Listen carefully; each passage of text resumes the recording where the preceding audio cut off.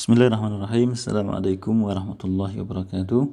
Alhamdulillah wassalatu wassalamu ala Rasulillah wa ala alihi wa sahbihi wa man walah. Wala haula wala quwwata illa billah. Sahabat kuliah baca kitab syariah yang dirahmati Allah, alhamdulillah kita bisa melanjutkan materi nahwu sharaf kita dalam program kuliah baca kitab syariah. Pada pertemuan kali ini kita akan melanjutkan pada pembahasan kalimat atau jumlah. Yang sebelumnya kita sudah membahas kata yang tidak mengalami perubahan, kemudian kita lanjutkan pada kata yang mengalami perubahan, dan sekarang kita lanjutkan pada kalimat. Kita fokuskan pada tiga pembahasan jumlah ismiyah, jumlah fi'liyah, dan syibhu al-jumlah. Yang pertama adalah al-jumlatul ismiyah atau kalimat ismiyah. Kalimat ismiyah adalah kalimat yang diawali isim atau kata benda. Contohnya Al-Qur'anu karimun. Al-Qur'an itu adalah mulia. Ya, Al-Qur'anu disebut dengan mubtada atau pokok kalimat. Karimun disebut dengan khabar. Al-Qur'anu karimun. Al-Qur'an itu mulia. Ya, untuk lebih lanjut kita akan bahas tentang jumlah ismiyah ini, yaitu kalimat yang terdiri dari dua komponen utama, yaitu mubtada dan khabar. Al-Qur'anu karimun terdiri dari dua komponen, yang pertama mubtada Al-Qur'anu, yang kedua khabar atau predikat karimun. Ya, Al-Qur'an ini yang pertama hukumnya harus dibaca dhammah, Al-Qur'anu. Yang kedua diawali alif lam atau ma'rifat, Al-Qur'anu. Ya. Yang kedua, khabar ini dibaca dhammatain, karimun. Yang kedua, tidak boleh ada alif lam atau nakirah. Jadi karimun ini tidak boleh pakai al. Al-Qur'anu karimun. Al-Qur'an itu mulia. Ya. Dalam pembahasan mubtada dan khabar ini harus sesuai, ya, antara mudzakkar, muannas, mufrad, musanna, dan jamaknya harus sesuai. Contohnya al-muslimu salihun. Seorang muslim itu, laki-laki itu salih. Ya, mubtada'nya mudzakkar, ya, khabarnya juga harus mudzakkar. Kemudian yang kedua, al-muslimatu salihatun. Ini contoh muannas. Ketika mubtada'nya muannas, khabarnya juga harus muannas atau perempuan.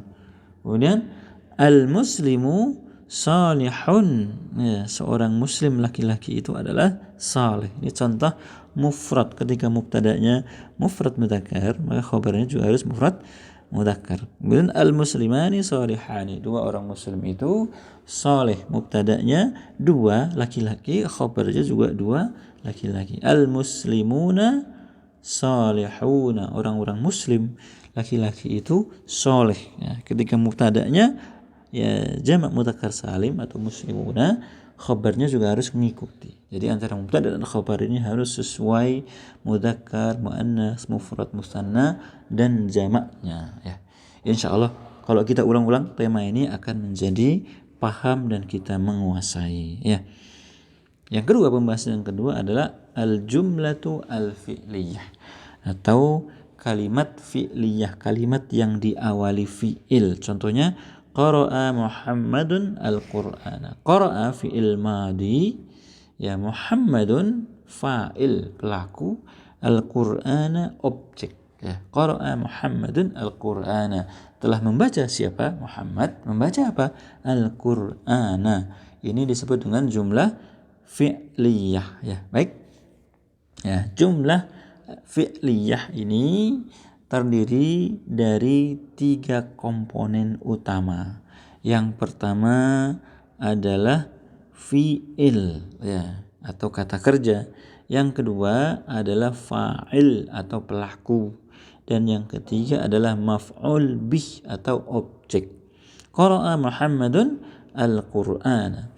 Qara'a fi'il madi, ya, dibaca fathah, qara'a, ya.